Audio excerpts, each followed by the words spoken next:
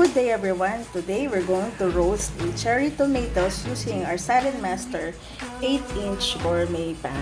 Are you ready? So we set it over a medium fire. 5 minutes preheating of the pan. Alright, so ito na, preheat na natin yung pan. I'm going to put some olive oil. And I'm going to add some garlic.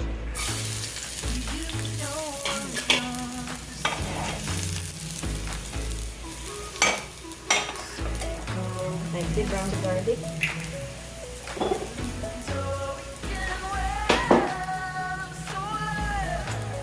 Now we're going to add the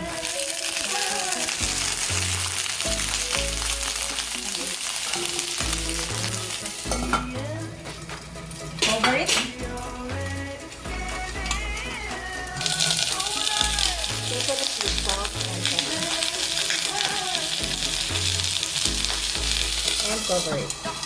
That's it. For 5 minutes, luto na yung ating roasted cherry tomatoes. That's easy how it is to roast a tomato using the Saladmaster pan.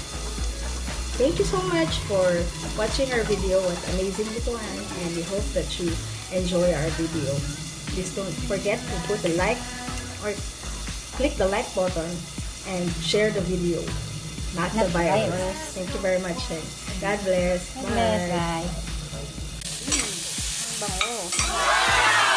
Guys, if you can only smell this,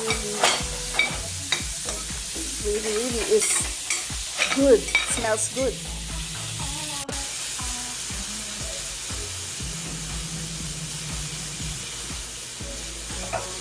Ooh, yummy! Luto na po siya. Sarap nitong i-pair sa steaks and roast chickens, fried chickens. Healthy. Lycopene. Cherry tomatoes roasted. Smells good. Bye!